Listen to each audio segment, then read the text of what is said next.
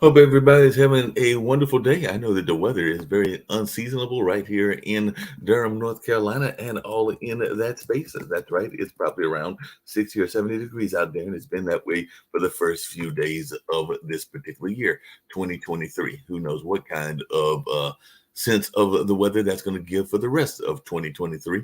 And I know a lot of other things are happening in the world as well. Also, we're trying to figure out when we're going to get a Speaker of the House and all in that space because apparently McCarthy has fallen for a third day in his GOP House Speaker fight and all of that. So we're going to see what happens in that situation and whether we have any sort of radical way of it being solved or what goes on and whether that ever happens or not.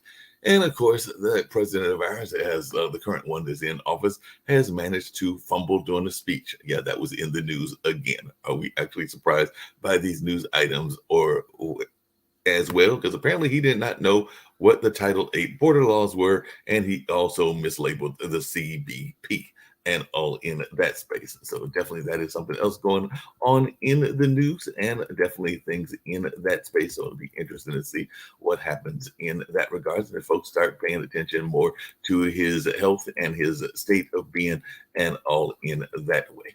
And in terms of court cases, there have been a couple of interesting court cases. I know that I think it was a couple of days ago, a MAGA hat or one of those MAGA hats was actually ruled as being perfectly fine and all in that space. I believe that was one of the Supreme Court cases I saw like back on Monday or Tuesday. And now the South Carolina abortion law has been deemed unconstitutional by that state's Supreme Court. So that's one of the things that happened. So the U.S. court has struck down the South Carolina abortion ban, and I'm curious to see if that means that we've got to go back in and maybe make a new ban or new regulations within that ban and all in that space. So it'll be interesting to see what folks have to say about that as well.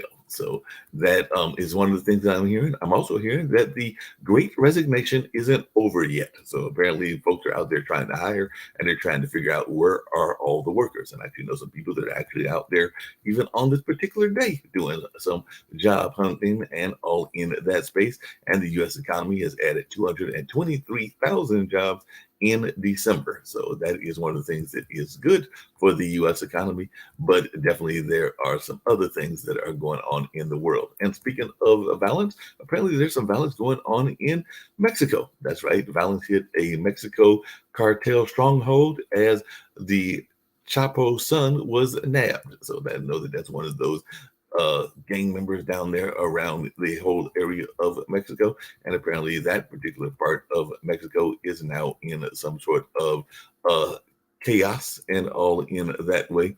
And we'll see what happens in that space. And by the way, hopefully Sasha will come in because we're also seeing that Germany and the US have agreed to send armored vehicles to Ukraine. So they can now have some armored vehicles to go with their fight. I've actually even heard some speculation that they may be trying to end the war by March. And that would be interesting to see if that happens and if that is actually possible or not possible and in that way. So it'll be interesting to see what goes on in that space. And apparently, we still got the California floods. California is getting wetter and drier as that particular part of the country keeps getting wetter in terms of constant rain. I just told you we're having a little warm weather. And I guess over there, they're having constant rain and in that space. And in another national news story, a Connecticut lawmaker, Quentin Williams, was killed in a wrong way crash. And so he was a Connecticut state legislator, and a lot of folks were seeing him as a rising star state lawmaker. And we'll see how they react there in the area of Connecticut and who comes to take his place. But our sympathies do go out to his family and all in that kind of way. Let's see if I see any other national news going on or international news, I should say. Oh, China apparently is underrepresenting the severity of the COVID outbreak, according to the WHO. So, are we actually surprised by this or not surprised? As we know that a lot of places, including possibly even the US, are definitely not exactly maybe giving the right numbers, but I've got my data man here, and maybe he'll have some thoughts about that as well, because China is now defending its COVID response after the WHO gave its concern. And experts say that around 1 million deaths are quite possible in China due to COVID. But I don't think that those are the numbers that we'll be hearing from China and all in that space. And speaking of that, and one other thing, then like I said, I'll bring up my esteemed fellow panelists and all in that way. But we definitely have news that the Eurozone inflation rates have slid to 9.2% as energy prices surge cools. So that is something that is going on, and we'll see how that impacts the world and the world economy and all in that space. And I will give you a little bit of news from India as well, or actually I want to make sure that I'm giving the right place, but Great Britain, but with possible Indian ties. But Rishi Sunak's anti-strike laws may be illegal. That is some of the other news that are coming up out of that part of the world, because employers could sue unions under the planned anti-strike laws. So we're going to see whether folks think that that's a great idea, and maybe that's what should be happening even here in this part of the world as well. So I'm going to bring on my like I said, esteemed panelists. So I've got definitely Shaquille from down under, down there in Australia. He might have some news from down in that neck of the wood and everything. And I've also got, of course, Chris Greco, the data man, who is with me and all in that way. So looking forward to seeing some of his thoughts. And he's always got some interesting graphs and figures to share with us and all along those lines.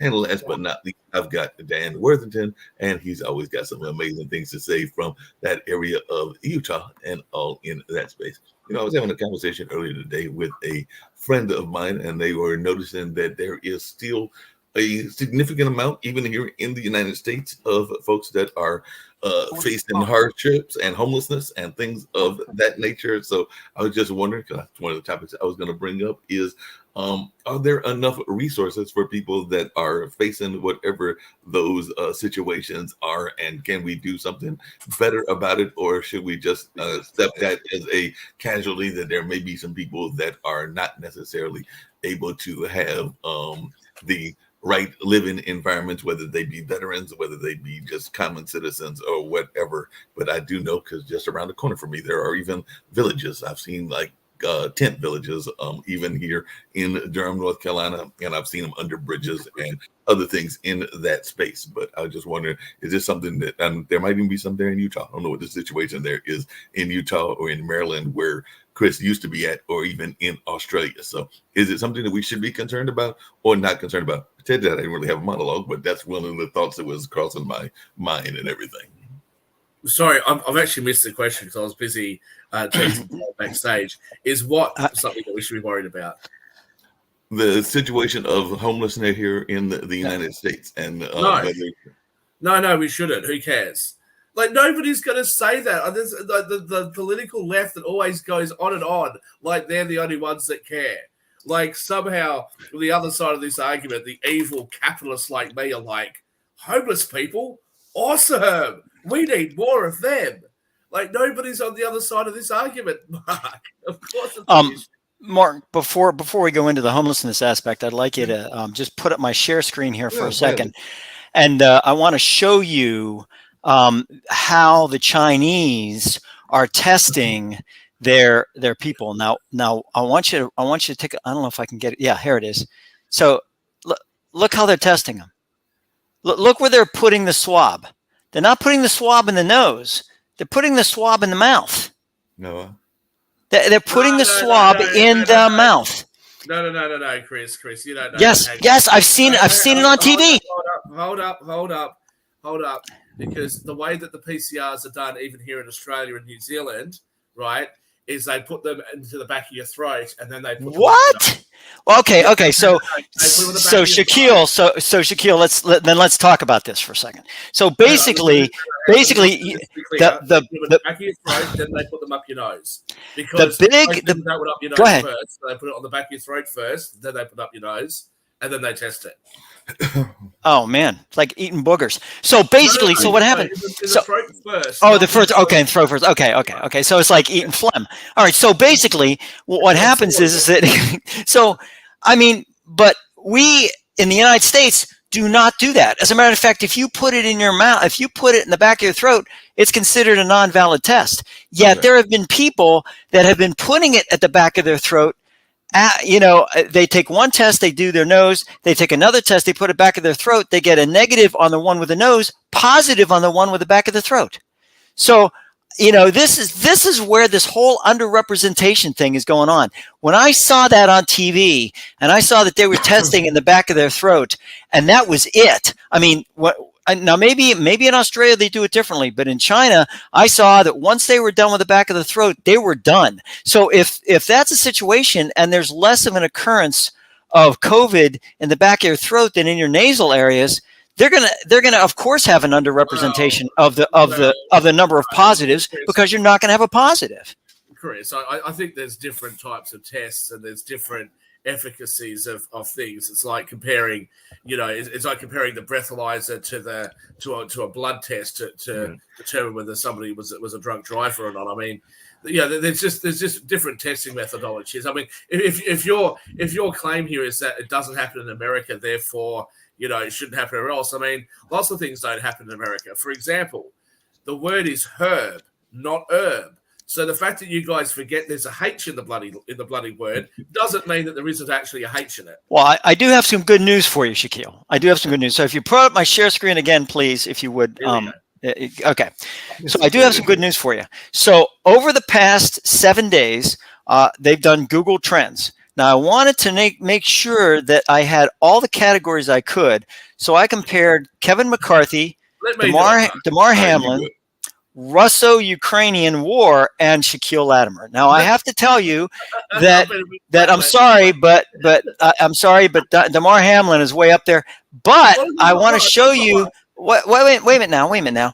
On when was it? On January the 4th. Yes, on January the 4th. You actually had Shaquille Latimer. You had the same amount of searches as Kevin McCarthy. So I just wanted to let you know that I'm so proud of you. I can't believe. I mean, I guess show it to you. There it is. Where I saw it. My hand is there. It is. There it is. So you had Russo-Ukrainian War, the Russo-Ukrainian War, and Shaquille Latimer had the same amount of searches. I just want to let you know that I'm so proud of you. Yes, Dan and I are going to clap. We're going to have tennis claps for you, because I think that's so cool. Wow. We talked about it on the show, whether or not there could be an alternative to Kevin McCarthy. Steve Rouse suggested Donald Trump. I was being a smartass and said he's not a member of the House of Reps. And you guys corrected me and said, look, we don't follow the Westminster system. We have some bizarre in America at the moment. And you don't have to be a member of the House of Reps. So I think what happened was, after I said, well, maybe I should be the speaker, the LinkedIn viewers predominantly went, that sounds like a really good idea, and started typing my name in. I think that's what happened. Yeah, I'll tell you, I'm going to tell Sasha, more than the Russo-Ukrainian, just as much as the Russo-Ukrainian War on that day. I just, wow, Shaquille Latimer and the Ukrainian War had the same amount of searches. That doesn't sound right, though, does it? I mean, surely. No, of course not. Speaking of the same amount of searches, I just came up with a brilliant idea. I think that Shaquille will like it. I think Chris will like it as well. It involves Dan Worthington. I have decided that, in 2024, because they're having a hard time with the House and with everything else, I think that Dan Worthington would be a great president if you will make me the vice president. So I'm thinking that Dan Worthington for president of the United States and clean up. No, Mark, get in line. Get in line. We've already had this discussion. You're muted, Dan. We can't hear you. Is he frozen? Frozen. Yep. Yeah, Dan frozen. But he's frozen in a good. He's not frozen like this.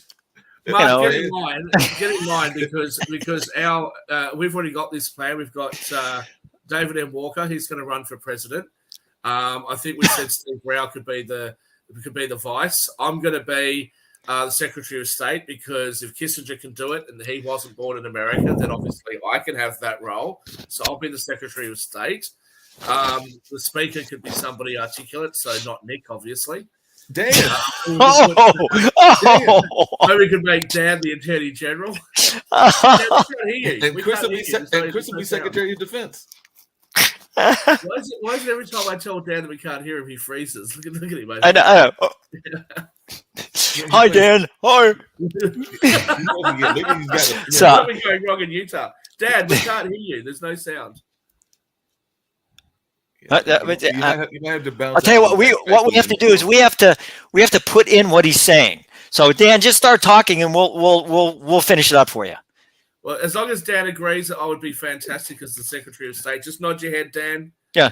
So of course I agree with you, Shaquille. No, of course I agree with you. You might have to bounce out and back in. So let's try that. I always agree with you, Shaquille. Yeah. Well, Dan's getting his stuff together and everything. I did see somebody that was getting a lot of play. I wish I could think of their name because apparently they're only getting play now because they have a limited job. Because once they actually get a speaker, their job will be replaced and all of that. But I did hear a lot of folks, and I want to hear your thoughts, Chris, about this.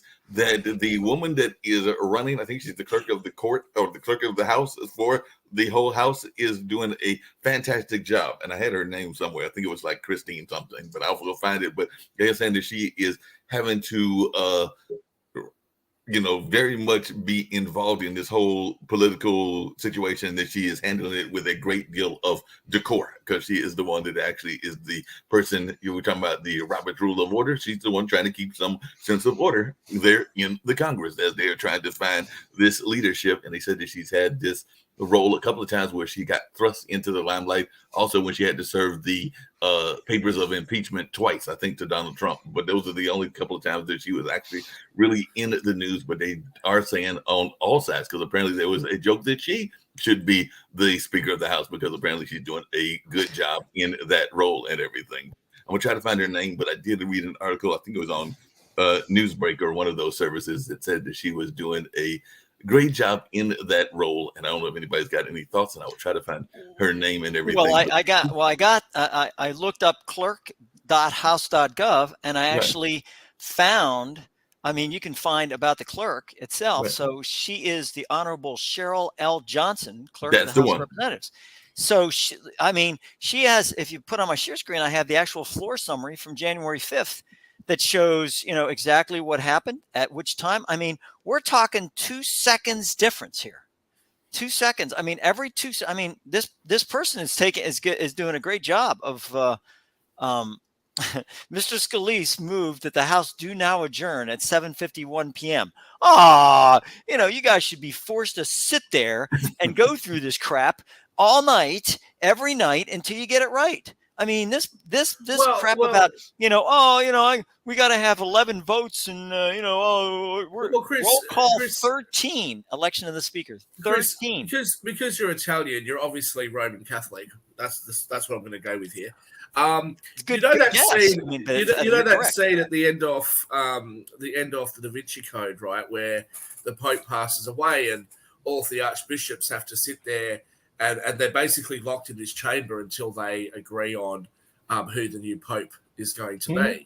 Yeah, I actually think that locking all the politicians up in a room and leaving them there forever until they agree, I think that actually sounds quite good. I mean, not just American politicians, any politicians. Lock them all up in a room and don't let them leave. Yep. Until they can agree on something. Sequester them like a freaking jury, and you get in there, and I'll tell you, give them toilet breaks, and water, Chris, but we're going to sequester them with food, or we're going to let them not have any amenities? Because I'm thinking that they might have some wonderful amenities and all that. I think they should be sequestered, and maybe you'd have to deal with some vermin or something while they're in there. Yeah. Well, they had to have their heads put with that thing with a rat in there, and they. Can't deal. I think that works. If we're talking about locking the politicians up, they can't deal with vermin. They are the vermin, right? So what I'm suggesting is that's pretty true. You do provide them with water, but you provide that you give them the Flint water, right? Give them water from Flint. Give that to them. Give them food from areas of America where the food supply is not great. Feed them that, and just say, "Look, guys, you're going to have to live like the school lunches." Guys, did you see this? Wait a minute, I got to show you this. Look at this. Roll call 11. Mr. McCarthy 200. Mr. Jeffries, here you go, Mark. Yeah. Mr. Jeffries, Hakeem Jeffries 212. He got more votes than Kevin McCarthy, and they're not even in the majority. Exactly. No, Chris. Hang on, Look at Chris. this. No, Chris. That's because all the Democrats are voting for Hakeem Jeffries. Yeah, but they don't have not all the 212, votes- do they? Do Yes, they have but not. Okay. Yeah. But not all the Republicans are voting for McCarthy. That's where the issue lies, right? That's what- Now, doesn't this tell you so- something? Doesn't Well, it tell you something at this point? it tells you a lot of things. One, that they're suggesting that perhaps people like Jim Jordan might have a go. I couldn't see it personally, but okay, Yeah. that might Yeah. work. But let me just say, I think it's quite telling because Donald Trump actually supported McCarthy as the speaker. Mhm. And so for anybody who thinks that whatever Donald Trump says goes in the Republican Party, that's clearly not the case. And I think the Republican Party is moving away from some of that. January 6th, the election was fraudulent. That rhetoric isn't working. It hasn't really played out in the election either. People like Carrie Lake didn't do as well as she thought she would. So that's not. Well, that's because they cheated. That's- Who got the that's one not- vote? That's not Who got working one as well vote? for Look, for them, and a lot of Trump got Donald a Trump's vote? candidates didn't do so Trump. well in this last midterm election. So I think the Republican Party, you're seeing. Can you hear me now? In the, We Yes. hear you now, Dan. I think we can see that in the really hard red areas, there's a little bit of a backlash against McCarthy, but you're also seeing some more moderate Democrats that are like, maybe we need to take the party a different direction. It's probably a good time for them to be doing that, so they're ready to be unified behind something before 2024. Yeah, that makes Dan, a you lot were of going to sense. say the question was whether I should be the Secretary of State. Yes, definitely.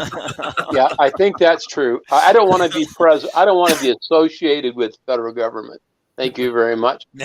I can be an advisor though. So if David Walker becomes president, you will be his lead advisor. Is that No, not lead advisor, because I think that David deserves better than me. But I can be an advisor. Well, speaking of advisors, and I was going to get to, I'm glad Sasha's here and everything. I was going to get to some of the things that are going on in that part of the world, because apparently in a brilliant move, and I know that he's got some allies that are on this particular side of religion and politics and all of that. But Mr. Putin has decided that he wants to have a ceasefire because he wants to honor the Orthodox Church. And I do know that he has an ally, I guess. What a within the Orthodox bunch Church. of bull crap. He had last Easter to do everything he could to bring a ceasefire, to do whatever he needed to do. And what did he do? He kept attacking on Easter. Don't tell me this guy all of a sudden has a change of heart. What he wants to do is, as the Viet Cong did and the North Vietnamese did in Vietnam War, is they pull this bull crap about ceasefire so they can reconfigure their troops. They can restructure them, do whatever they need to do, pull them out, put them in, whatever is going to happen, put some more in Bakhmut, which is hilarious because this village has 9 buildings or something. I got it on the map here. But I mean, basically what happened is that they're doing it. Putin is a hypocrite. I mean, first of all, the guy, I think you're right. I think you're exactly right, Sasha. I think basically the guy is like a Napoleonic figure. Next to Erdogan, the guy's a midget. So you have a situation where he's trying really hard to make Lollipop guild, right? That's how you really feel, Chris. Yeah, but I mean, this guy's talk about hypocrite. So And, there's Sasha- Bakhmut right here. I mean, they're fighting. They are fighting house to house, and these guys are taking a lot of beatings from this. Just to take this kind of small town. And why strategically they're doing this, I kind of get, because there's some major roads that go right through here that they're trying to take, but they're not going to be able to take the roads until they take the actual area. And now Russians are saying, "Oh, we've taken Bakhmut. Yeah, we don't have a problem with that. We've taken it." And I'm sitting back going, "Really? So why are there still sappers up on the top floor wiping your guys out?" What's happening in Bakhmut is a little bit more interesting. It's a personal fight of Mr. Prigozhin and his Wagner. Yeah, his Wagner group. Who Yeah, want yeah. to show that the Russian troops are good for nothing, but they are specially trained group. They are going to show how we need to fight. So what's happening? Assassins. Yeah. That he's providing his meat of his trained soldiers, which are supposed to be pretty good. Dobermans. He's bringing them in droves. So he brings 300 to defend some kind of a territory. They're all being killed. He brings another 300 to the same place. So Ukrainians, they even don't have to change anything. They just have to keep shooting the same direction, the same ammunition, and they keep killing them and killing and killing. That's what's happened in the Bakhmut. I mean, it's 11. It's 11 square miles. They can't take 11 square miles. No, they can't. take that. I mean, they're trying like hell, but they're not getting there. They're not So- getting there. I'd like to say something here though, because I think for other than for Sasha, I think for the rest of us, the Ukraine's very far away. Russia's very far away. It's Oh very yeah. easy for us Who to- cares? Yeah, to really. think about this in the terms of it's happening to somebody else. Merry But you Christmas, look by at the that- way. you Sasha, look at that if map. you do Russian Orthodox. Thank you. You look at that map, and that's a city that's very similar. Just looking at it from the satellite, right? Yeah. That looks like a city that's very similar to a city that any of us could be living in our own countries, and it's surrounded by what appears to be rural farmland. We all know of places like that in our own land, and that's the thing, that there's just everyday people that are trying to go about living their lives that have been attacked here. We said yesterday on the show, and I think I didn't quite get a chance to respond to it, that Vladimir Putin is saying, well, I'm prepared to enter into some sort of peace negotiation or a negotiation to end the war on the condition that the Ukraine does this, this, and this. Right. No. You're missing the point, dude. Get your ass out of there, right? Get your ass out of there. And I would say to even people in some of the more right-wing media that would suggest that, well, Vladimir Putin, there was this issue with the eastern parts of Ukraine that really felt that they were Russian and that, the Ukrainians were treating them badly. Look, you may feel that way, okay, but what you don't support is another country invading the sovereignty of another country. All right, it's just not on, and so I don't think that there should be any compromises at all. I think that the Ukraine and the West, more especially the West, should say, look, you must give territorial integrity to the Ukraine, and if there are regions of the Ukraine, if it really is true that there's regions of the Ukraine that would rather be part of Russia, let there be some sort of democratic process that's overseen by the international community. But going in there and attacking the Ukrainians and then saying, well, look, I've decided, because I'm such a nice guy, that we're going to have a ceasefire. Now that we're sort of losing, let's have a ceasefire. No bullshit. Well, we're losing too many people. Go ahead, Dan. Yeah, Go ahead. Yeah, we're losing too many people. Let's have a ceasefire. Yeah, right. Yeah, So that's what let's go to It's the been map like- just for a it's been like second, the because I think this Democrats, is important. We seem to be losing. We seem to be losing. Yeah. Let's compromise. Yeah. Oh, of Um, course. And We now can all of a think sudden- about it some more. And now Yeah. all of a sudden, the Republicans are sitting there going, "Oh shit, we couldn't win back the Senate. We've barely got back the House. We can't elect a speaker. We're going to lose to the wokesters. What are we going to do?" Well, maybe Yeah. they should get their heads out of their asses and one, be a little bit more realistic about their plans, and Yeah, two, agreed. maybe they should actually have a plan. Rather So than I just want- poking holes in what the Democrats have as a plan, maybe actually talk about how you're going to do it better. And I think So- the Republicans so I have wanted done a to- very poor job of that so far. Yeah, so I Yep. wanted to just compare. So this is, remember that circle I showed you, that big gigantic circle that was 11 square miles? This is the dot right here. That's the dot that basically is what the Wagner Group or the Wagner Group or whatever it is, that's what they have. This is Ukraine. This is Ukraine. This is the Wagner Group. Let me do one more time. Ukraine, Wagner Group. There it is. So congratulations, guys. You took Bakhmut. Congratulations. I am dadgummit. Chris, That's a great Chris. strategic deal. Yeah. Chris, can't they go onto Google Maps, pinpoint that, and blow the hell out of the Wagner Group? Well, the problem is that the Ukrainians are there. That they can pinpoint Bakhmut. Yeah, sure, and they can blow the hell out of it. But the problem is there's still Ukrainians there in buildings. I thought Yeah. the Wagner Group would go into a weapons dump and stay there so that So they could be sitting ducks, as the old expression goes, and everything. And Yeah. Shaquille, you're gonna love this one. Let me just sort of reinforce Dan's point though, because there was a lot of criticism leveled at the United States for, like under Obama, for example, for the drone strikes that took out some civilians. Mhm. There was a lot of criticism, even under other presidents and other military leaders, about drones not quite working. But we haven't heard very much about drones in this conflict. I've found that since this conflict has happened, I found that quite odd.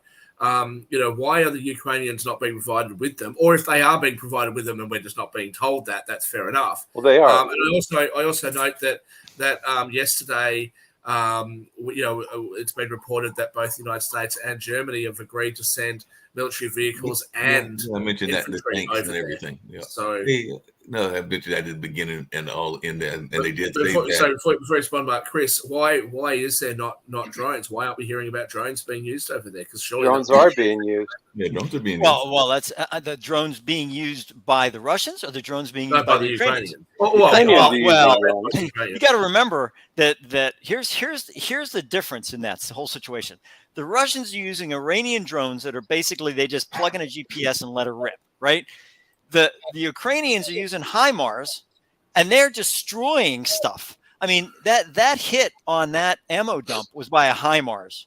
That was straight out of I'm just going to load this baby in and let her rip, and they did, and they destroyed that thing with a one-shot deal. So I mean, the Russians have drones and the Ukrainians have HIMARS. So as long as they have HIMARS, which is 70 kilometers, they can go ahead and hit whatever they want. But I'll tell you, they're using drones in specific areas. Like the Ukrainians used a drone, although they don't take credit for it. They used a drone. I think conjecture. I think they used a drone against the airfield, the Engels airfield. I mean, that thing had blackjack bombers and everything else. I think they hit a Tu-94, Tu-95. I think they hit a Tu-95. But I mean, this thing is just they're changing up their weapons use, and which is really good. I think it's a good idea. They're not even foreign produced drones. It's Ukraine. No, they're not. They're not foreign produced. They're certainly not Iranian drones, which are basically wings with a freaking GPS on it and a high explosive HE charge on it, and that's pretty much what they have. I mean, what they're doing, what the Russians are doing, is high tech V2 rockets. Basically, they're taking, for all the denazification they're talking about, they're using Nazi techniques of terror and basically attrition to try to terrorize the Ukrainians. And I'll tell you what this is doing. It's pissing them off. The Ukrainians are even more pissed off than they were in the beginning. I mean, if Putin ever achieves what he achieves, which he's not going to achieve it, and that is taking Ukraine, he's got an entire population of how many million partisans. I mean, he's going to have to deal with people shooting at troops from tops of buildings from now till the day that they withdraw. It's going to be like Afghanistan. Sasha, Russia is a monstrous-sized country that shares borders with many countries like Finland and Estonia and those sorts of countries. But what about some of the countries that are not talked about as much, less powerful countries like Georgia? Georgia. Is there likely to be, do you think, any Russian aggression against them and some of those smaller nations? People talk about Kazakhstan and some of the other, I don't know them all. My geography is not so good. Uzbekistan, things like that. Is there the potential there for further fallout? Potential, yes, I would agree. But each country is different, one from another one. For example, let's see Georgia. Georgia is being ruled by Mr. Ivanishvili, who is a former Putin's oligarch and very friendly to Putin. Although Georgians, they hate Russians and they would love to have insurrections. But while Ivanishvili is at the power, it's highly unlikely. Now, for example, country like Kazakhstan, they already declared distance themselves from Russia, and although they're not they don't have direct uprising against Russians, but if Russia would do any unfriendly moves toward them, they're very close to do exactly that. And Kazakhstan is not a joke. It's a pretty large country, and it has a lot of Russian population, by the way. But Russians who live outside of Russia, they are enemies of Russia. They don't want to deal. They don't want to do anything with Russians at all. Now, So I this know is- in this is Europe, for interesting. example, many people who moved from Russia to the West, to the Western Europe, they are trying not to speak Russian in public places. They try to speak either local language, or if some of them can speak Ukrainian, that's even better, but not Russian. That's what's So happening. this is an interesting point, because either yesterday or perhaps the day before, somebody said, it might have been you, I can't remember who it was, had said that there was a certain nation that was basically essentially giving refugee status to any Russians that wanted to flee Russia and come there. Do you think that there is perhaps a change in was Serbia, I sentiment think. amongst Russian people who just want to get out and say, look, I want nothing to do with what my country's doing.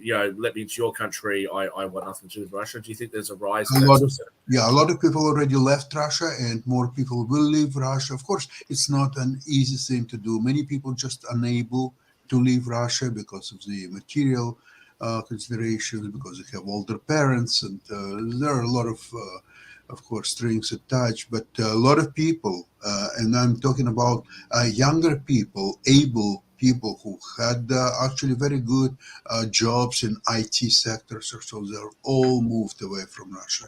And what they noticed, a lot of them are moving to, for example, countries like Armenia, which is it's a different country, of course, from Russia. It's supposedly independent country, but they now showed in the last few months there was GDP of Armenia jumped about 15% because of influx of Russians and having good jobs and so on. So they're benefiting from it. So speaking about immigration, so sometimes it could be very positive for the country. Sasha, I've asked you this once before, and I just want to sort of touch on it again. Again, Russia is a monstrous-sized country, and I know from talking to people in China, I know from people talking in other very large countries, that often what is happening in the political capitals in the largest cities has very little effect and is largely ignored by people that live elsewhere in the country. What do you think the sentiment is of the people that live, in far more remote places, nowhere near St. Petersburg, nowhere near Moscow, some of those smaller cities and those smaller places around Russia?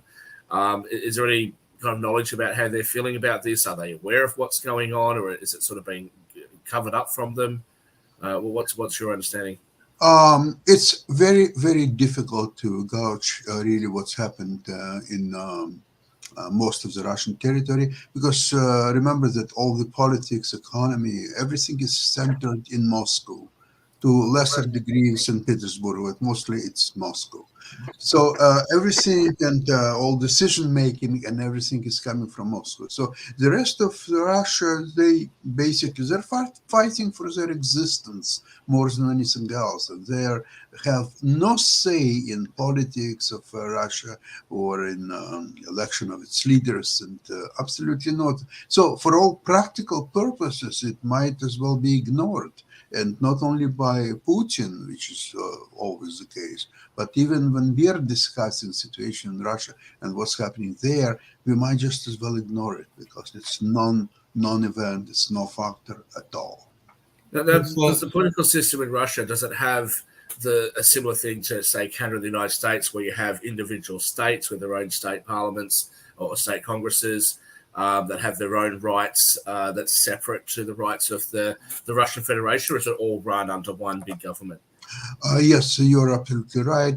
It's all centered system, which starts right from the top in Kremlin, and then it goes all the way down, and everyone, whether it's let's say governor of some republic or state or whatever, they're all taking orders from the top.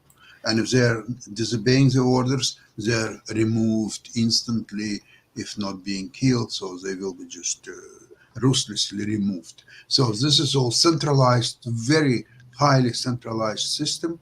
And therefore, everything what trickles down on a certain level, it might as well be ignored, because it's non-event. It has, the Russians have no say, and to tell you the truth, with all the propaganda going at them at 24 hours a day, I even don't think that they have any kind of say which would be different from the party line, from the whatever Putin and his crony decided to do. So, That's unfortunately Sasha, I need some help here, and I'm sorry. Yeah. I looked up migration migration source, and unfortunately, it's in Russian. So I have it up in Excel, but it's in Russian. So I just need to find out what it has it all the way from 1990 all the way through to 2000 to 2021. And the problem is that the column headers are all in Russian. So I have no idea what it's, I have no idea what I'm looking at. I was going to go ahead and try to go through translate, but I'm just not, I'm not doing a good job. So can you tell me which one of these columns has to do with migration? Okay, yeah, it's talking about results of the migration. Then they're talking about, okay, the first is the years and how many people arrived. Then it goes Russia, inside of regions, from other regions, and from foreign countries. Okay, so that's in this area here. Yeah, the last one is foreign countries. Then people who left Russia. Oh, this is okay. This is migration. Okay. Again, Russia, regions, other regions, and to foreign countries. Okay, so basically, migration. We're talking, 3 million people there, in 2021.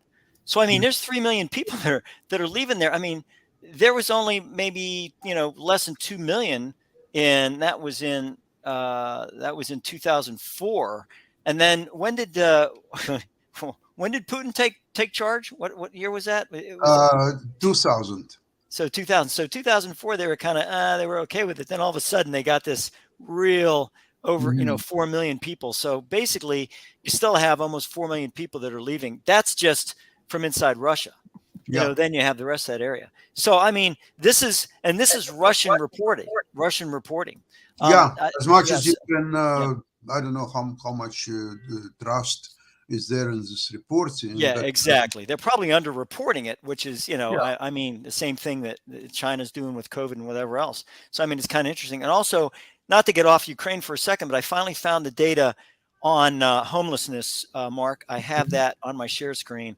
So basically it says, and this is the 2020, this is from HUD. This is from the Housing Urban Development. Right. On a single night in 2020, roughly 580,000 people were experiencing homelessness in the United States. 6 in 10 were staying in sheltered locations.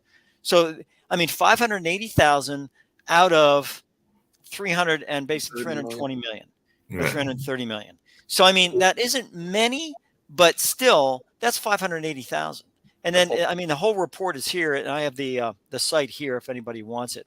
But I don't mean to get off the Ukraine thing because I think that's pretty important. But I wanted to address that one that you had way long time ago, Mark. So basically, almost 600,000. And in your case, Sasha, basically what's happening is that you have maybe 7 million people that are leaving per year. Unless I'm wrong, I don't think Russia has that many people. I think Russia has what 100 million or something like that, 150 million. 140. So 140 million. I mean, they're losing 10 million a year, or 4 to 5 million a year. They're going to be an empty country in about 10 years. War's over. There's nobody. Yeah, there's nobody left. I mean, it's going to be Putin and the Castle Guard. That's going to be it. You tend to think that. By the way, able to leave, the Wagner Group is beginning to enlist people directly from prisons. They're traded their jail time to join the war in Ukraine. By the way, there is no legal explanation how it could be done legally, because if you're inmate and you are under different jurisdiction, at least under Russian law, that than the mobilized people. So therefore, there is a contradiction, even the mechanism itself, how it can legally implement. Well, in the United States or in World War II, we did a lot of this as well for certain crimes. Would give them the choice. Judges would give them the choice of going to prison or joining the Marines or something. Yeah. The former governor of South Dakota, Janklow, was one of those guys. He allegedly raped a woman on the Indian reservation, a young girl, and was convicted, but then chose to go to the Marines, obviously, and then later became the governor. You just mentioned that there was some kind of a judge's decision to allow that to happen. In Russia, there is not even a judge's decision was required. The ruler of Wagner Group, Mr. Prigozhin, he himself was going to jails and talked to inmates, encouraging them to join. Some of them did, some of them didn't.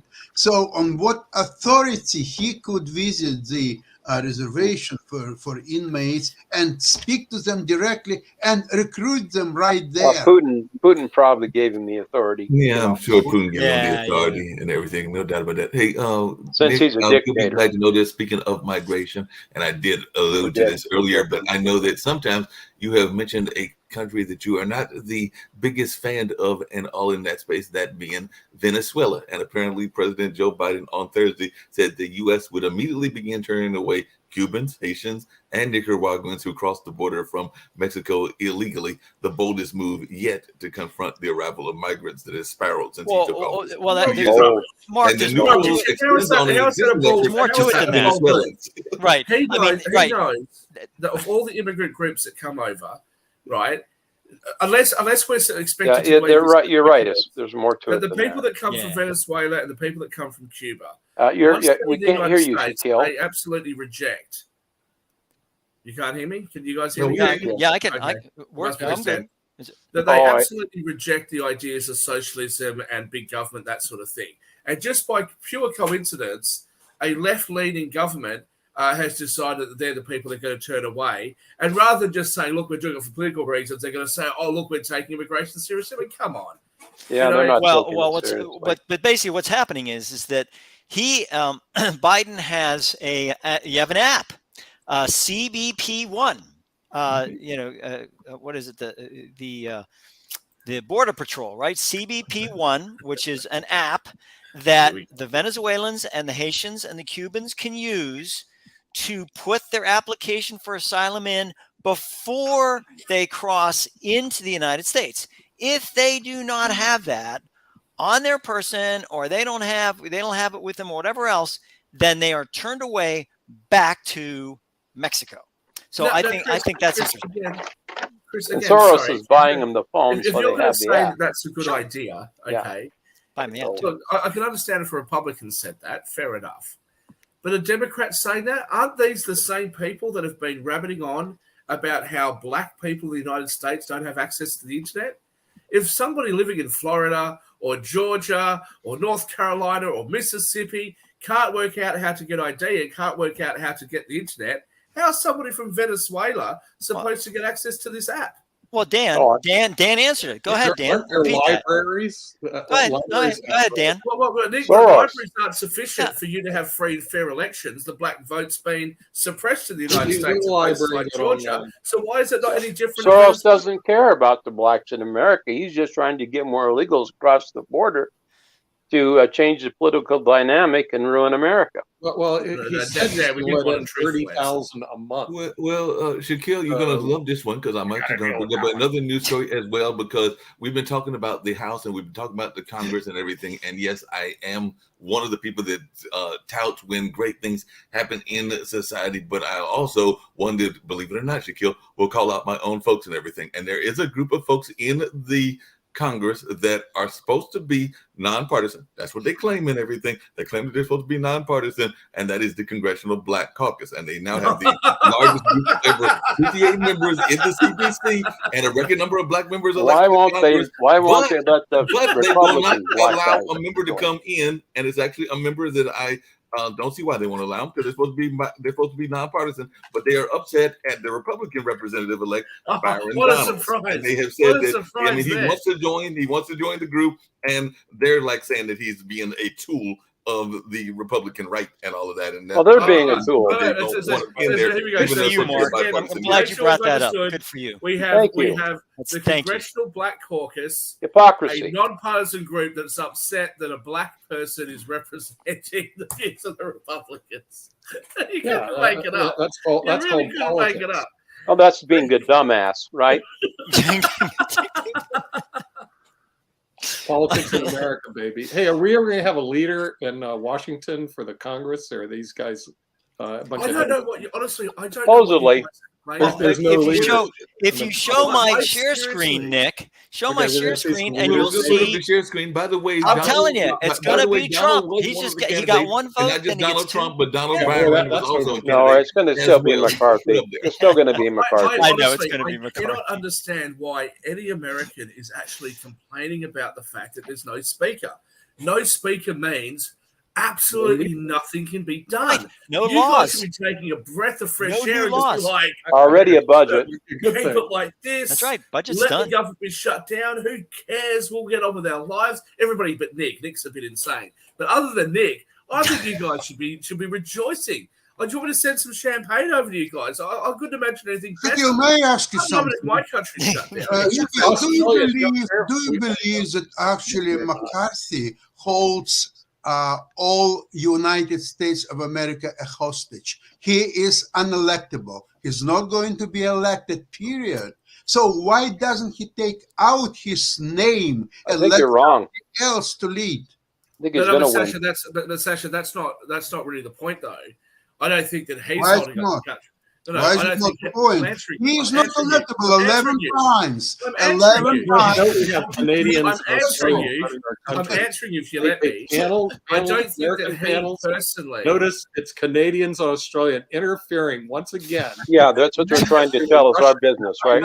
Well, because You have we Sasha. actually. I think Yeah, Sasha's an agent of Putin. Hold on a second. Because we actually have a political system that works. No, I'm an You're agent doing of it here, Zelensky. right here. That's right. I wouldn't be admitting that. You don't like this idea, so hold on a second. But that whole debate between Byron and Mark, Donald and don't tell us to hold on. I was waiting. Sasha, Yeah, I don't think that it's Hold Kevin on. McCarthy Let's hear from Dan. that's He's an holding American. up the I know. country and holding the country to ransom. It's Republicans who are unable to produce a candidate for speaker.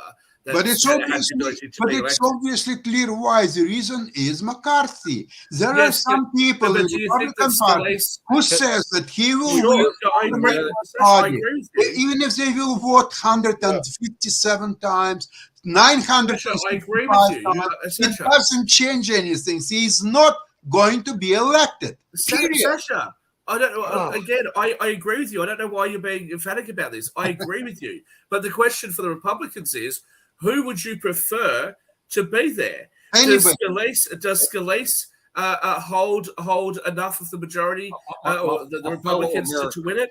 Does Jim Jordan do it? I think they're in a difficult position. I have a they solution. are in difficult position, and their My position fellow gets Americans, more and the more solution for difficult. immigration. Vote. We send them to How many Australia. I agree with you. going to be 3 or 4? What do you think today? Send our Sasha, immigrants I absolutely agree with you. And to as I have Australia. pointed out, I am not a Republican. I am not a partisan. We Right? know you're There's a an difference Australian. between being a partisan and somebody who says, I don't hate Donald Trump. I don't hate Donald Trump. I just look at his policies. You know, So the other than biggest that, I'm surprise- not a Republican. As And, everybody Shakil, but the biggest surprise of yesterday's vote was that last one where Trump got one. What? I thought that he was Donald Trump got a But he vote, got and one. actually Byron He Donald got was even one. nominated Trying by to the explain to House the Freedom Americans, Caucus. these foreigners watch Sasha, this I'm like a surprised actually that there weren't more Democrats that crossed the floor to vote for Donald Trump being the speaker. Because I'll tell you, if I was a Democrat, that's absolutely who I'd elect to be the speaker. Can you imagine how much you could make this guy look bad? The Democrats effectively have the Senate, so you've got him there as a speaker. Republicans in absolute disarray. If I was a Democrat, that's exactly what I'd do. I'd put him there as speaker. But compare, Russians are going to jails to get people to fight. So now Republicans are getting Trump. He's not in jail yet, but obviously he's going to be there soon. So they're bringing Trump, and he's got one vote. Brilliant. It's a brilliant move, Shakil. You're not for Trump, I know that. So enjoy. Yeah, of course I'd enjoy it. Again, look, Sasha, although you're a bit close to the United States because you live just above them, I'm nowhere near the United States. I spend time there. I travel there. This is a lot amusement. in the United I get the States. popcorn out. I mean, I've had to endure it in my own countries. The UK's been through this Brexit thing, and now America's just absolutely lost the plot. Brilliant. Hey, Nick, I just came up with a brilliant idea. Well, actually, one of the things we're going to do next week, and I'm going to mention that just so folks know and everything that are watching. But Cori Bush and Donald Byron were going back and forth, and Donald Byron said that to Cori Bush in apparently Twitter, Cori Bush, if you see a black man rise, let the man rise. Even if you disagree with them, I'd be happy to sit down and debate our policies one-on-one whenever you like. As a black man to a black woman, I never do that to you. It's the same you did it to me. And that's what he tweeted on Thursday. So, Nick, I think I'm going to reach out to both Donald Byron and Cori Bush, and maybe we'll have the debate right here on Pod TV. What do you think? Wow. But you know what, Mark? Again, this is such bullshit coming from the left of politics, right?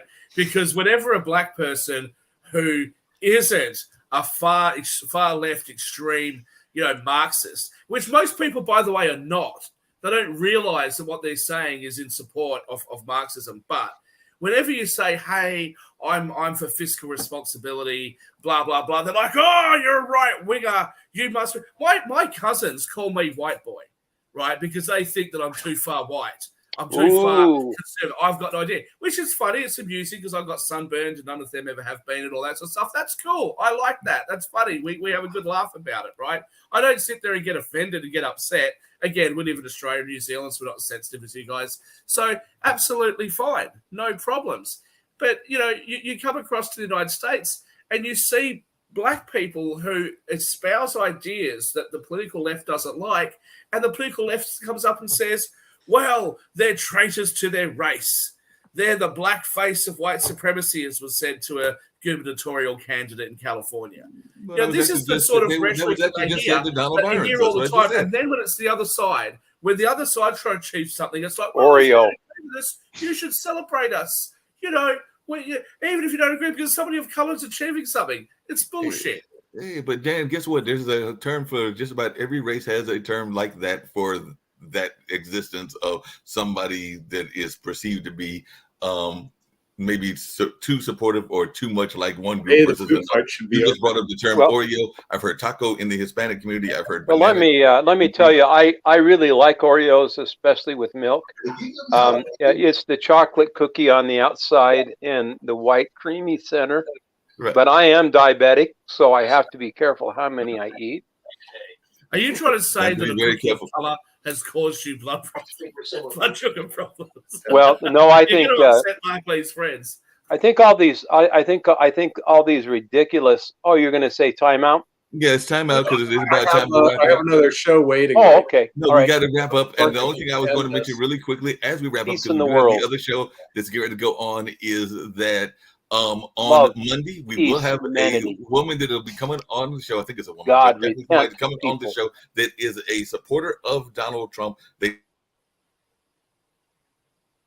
say that why they think Donald Trump is like Abraham Lincoln, and they will also tell us why Donald Trump could be re-elected. Well, he's not as tall. So they will be coming to us on Monday. I've heard that confirmation from them. They will be joining us on Monday. So we're going to have some conversation around why Donald Trump should be elected and how Donald Trump like and Abraham Lincoln are something. I want to let you know, Shaquille, Shaquille, that in the past hour, your Google trends have gone above Kevin McCarthy. You've had 100. There you are. In the last hour, look at this. The blue is Kevin McCarthy. The red, of course, is Shaquille Latimer. Look at this. He's got his family watching, right? Yeah, look at this. I mean, and all his investors. I must have been Googling from my other computer.